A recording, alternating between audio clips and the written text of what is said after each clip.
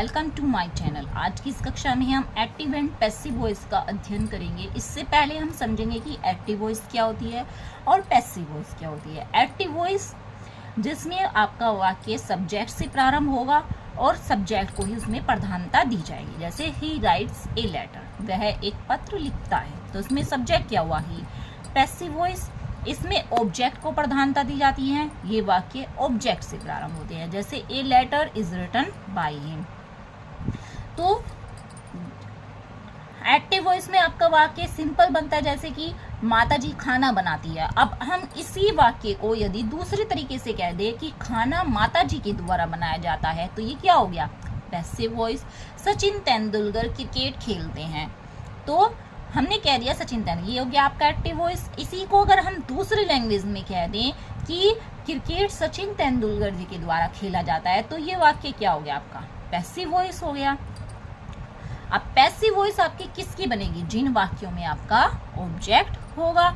अब active voice में 12 tense होते हैं, लेकिन पैसिव वॉइस हम किसकी बनाएंगे, केवल 8 वाक्यों की ही बनाएंगे। पैसिव वॉइस बनाते समय अलग अलग वाक्यों की क्या करेंगे, अलग अलग हेल्पिंग वर्ब यूज होगी। जैसे प्रेजेंट इंडेफिनिट में इज आर एम का प्रयोग, पास्ट इंडेफिनिट में वाज वर का प्रयोग, फ्यूचर इंडेफिनिट में विल बी और शैल बी का प्रयोग, प्रेजेंट कंटिन्यूअस में is are am plus being का प्रयोग, पास्ट कंटिन्यूअस में वाज वर बीइंग का प्रयोग, प्रेजेंट परफेक्ट में हैज बीन और हैव बीन का प्रयोग, पास्ट परफेक्ट में हैड बीन का प्रयोग, और फ्यूचर परफेक्ट में विल हैव बीन और शैल हैव बीन का प्रयोग हम करते हैं। अब हमारी 4 वाक्य जो टेंस होते हैं उनकी पैसिव वॉइस हम नहीं बनाते हैं। फ्यूचर कंटिन्यूअस की, प्रेजेंट, पास्ट, फ्यूचर और परफेक्ट कंटिन्यूअस, इन 4 वाक्यों की हम पैसिव वॉइस नहीं बनाते हैं। अब सब्जेक्ट का ऑब्जेक्ट में परिवर्तन कैसे होगा, जैसे आपका वाक्य में सब्जेक्ट दिया है आई, तो जब हम उसका ऑब्जेक्ट बनाएंगे मी हो जाएगा, और ऐसे ही जब हम मी का यदि हम सब्जेक्ट बनाएंगे तो हो जाएगा आई, वी का अस, यू का यू ही रहेगा, ही का हिम, सी का हर, दे का देम।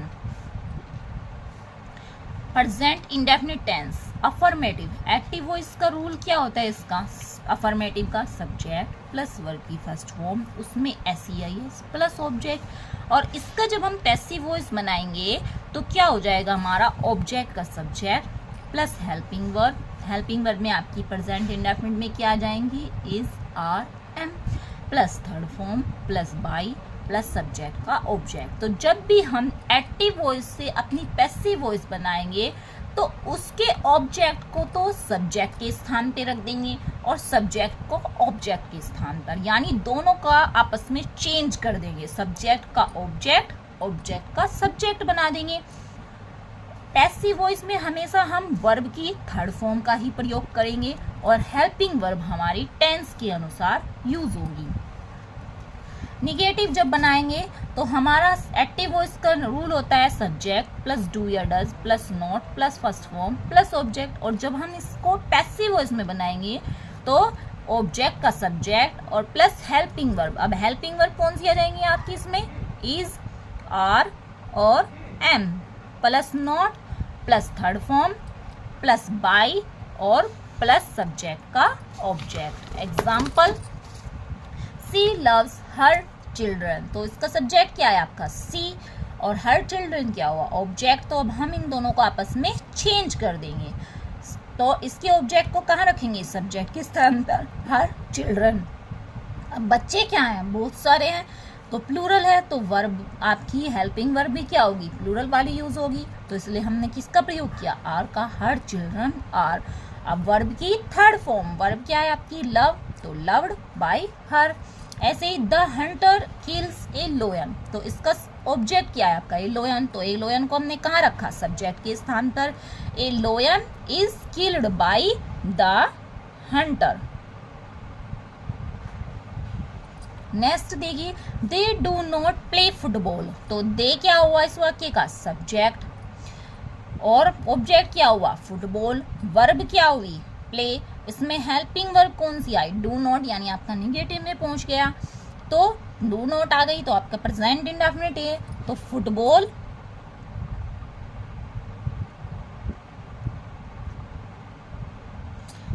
अब फुटबॉल क्या है आपकी, एक है फुटबॉल, एक ही तो फुटबॉल खेलेंगे ना, तो हेल्पिंग वर्ब क्या आ जाएगी, इज नॉट। उसके बाद क्या आ जाएगा आपका हेल्पिंग वर्ब के बाद, नॉट, क्योंकि टेंस क्या है आपका, निगेटिव है, फुटबॉल इज नॉट।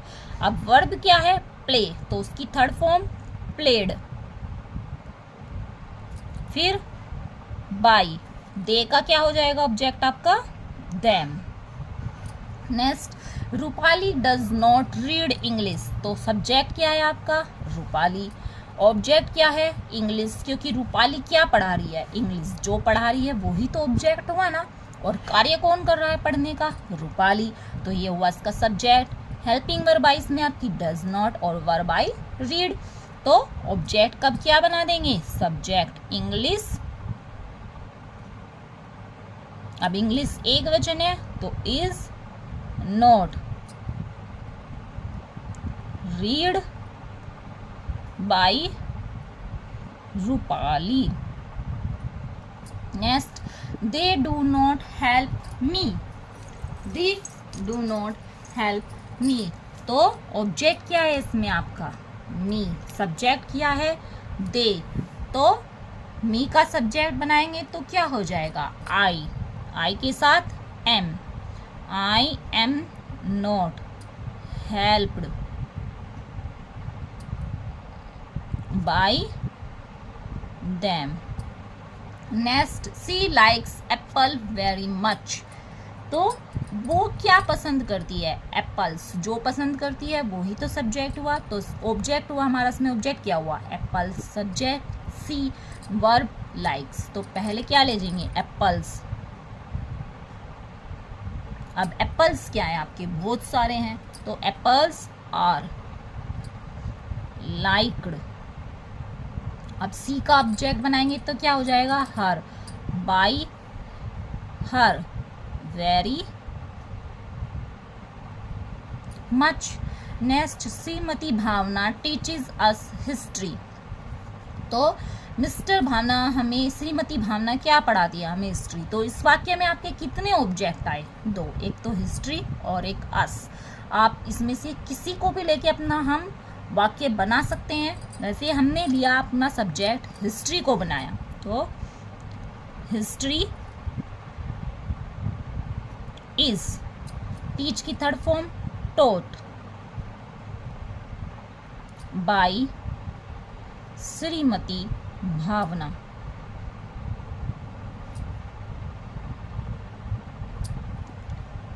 अब अगर हमने अस को बनाया अपना सब्जेक्ट तो कैसे बनाएंगे, वी, अब वी क्या है आपका, प्लूरल है, तो क्या आ जाएगा, are, we are history is taught by Shrimati Bhavna, और क्या रह गया था इसमें, अस, तो to us.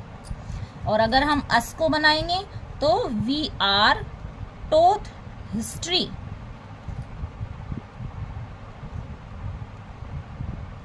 Bye Shrimati Bhavna.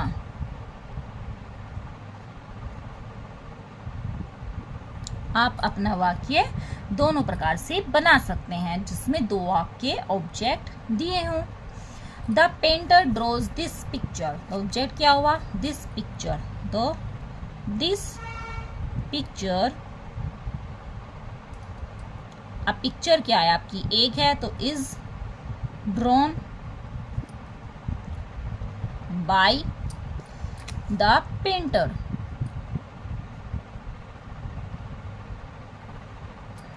Next, mother, the mother cooks the food for us, तो इसका ऑब्जेक्ट क्या हुआ, मदर हमारे लिए क्या पकाती है, भोजन। अब ये जो आपका जो प्रीपोजिशन से अगर कोई जुड़ा होगा ऑब्जेक्ट तो हम उसे अपना सब्जेक्ट नहीं बनाएंगे। तो क्या लिया हमने, the food is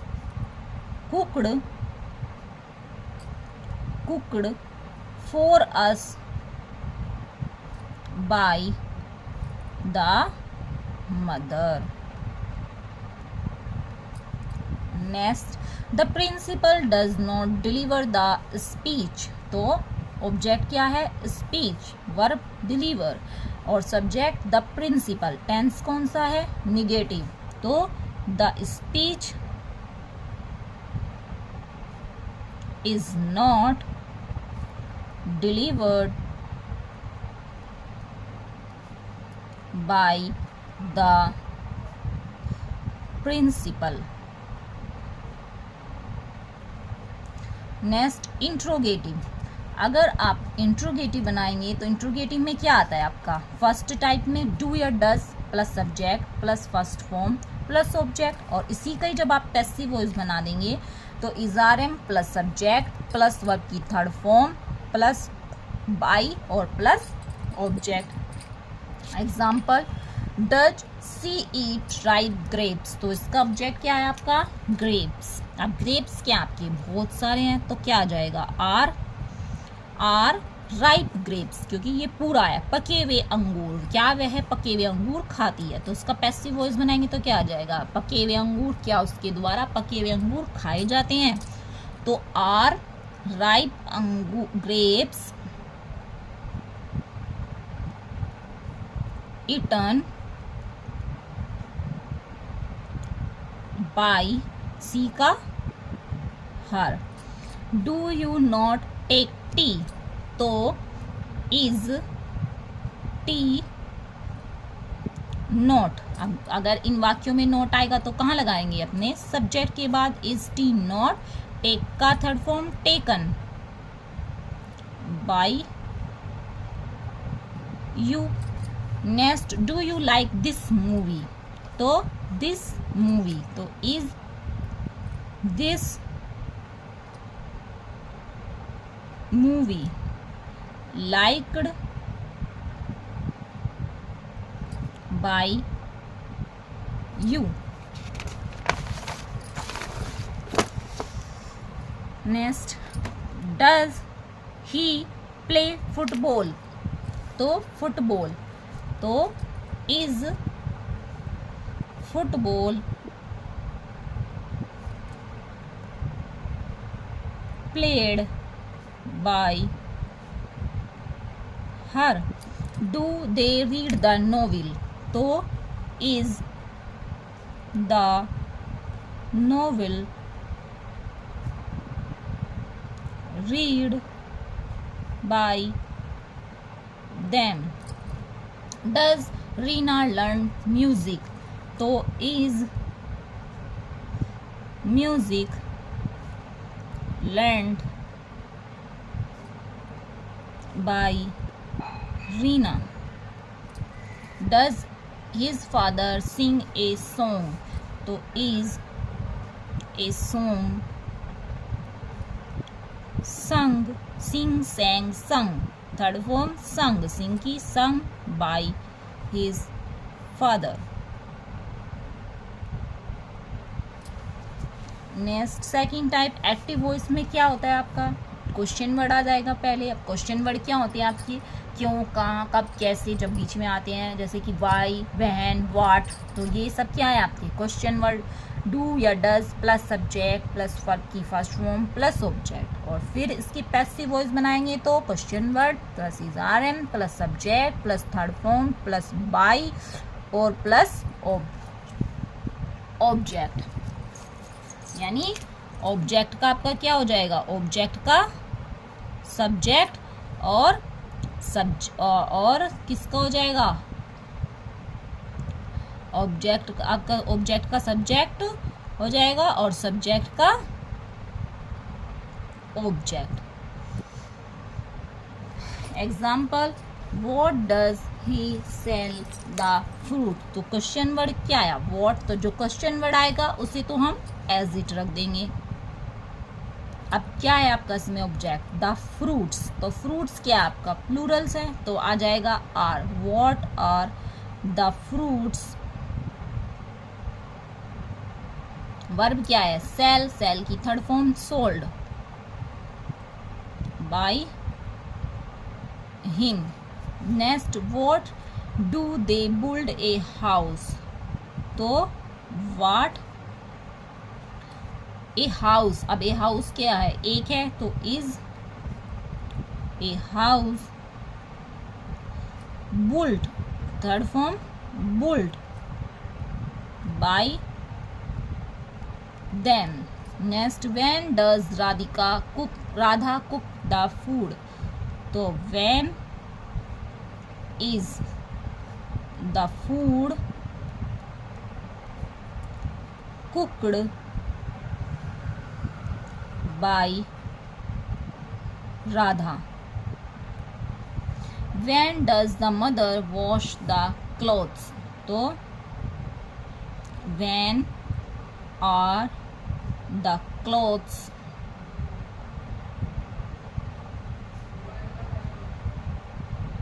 washed by the mother। Next, जब वाक्य में हु आएगा तो हम उसे बाय हुम से प्रारंभ करेंगे, यानी हु को किस में चेंज कर देंगे, बाय हुम में चेंज कर देंगे।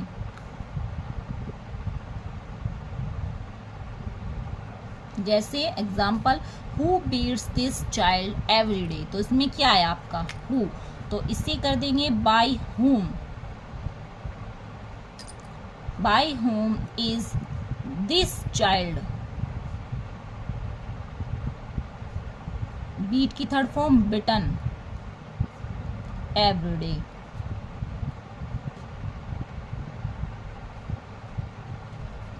Next, who teaches you chemistry, तो by whom is chemistry taught you।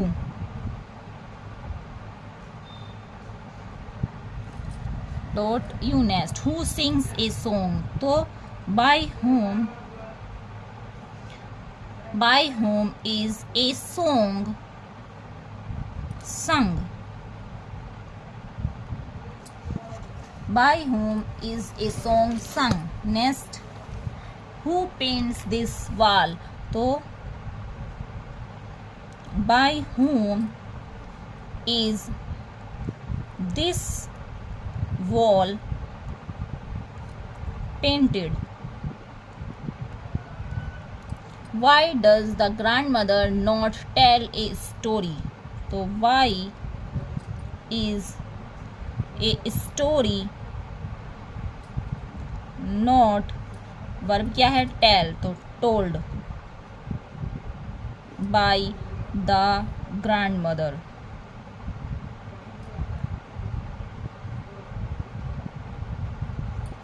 When do they close their shop, SHOP shop, तो when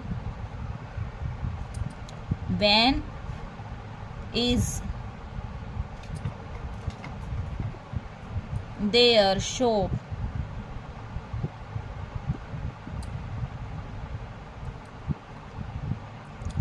closed by them। Who plucks these flowers from the plants, so by whom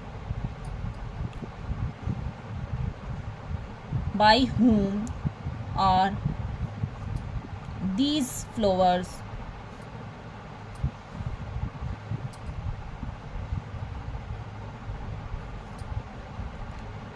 plucked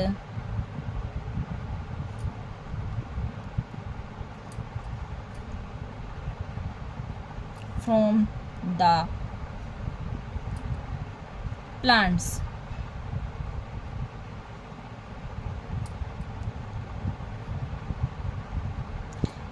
इसमें क्या आएगा आपका is नहीं, sorry are आएगा। When, क्योंकि shop क्या है, बहुत सारी उनकी दुकानें, when are their shop closed by them.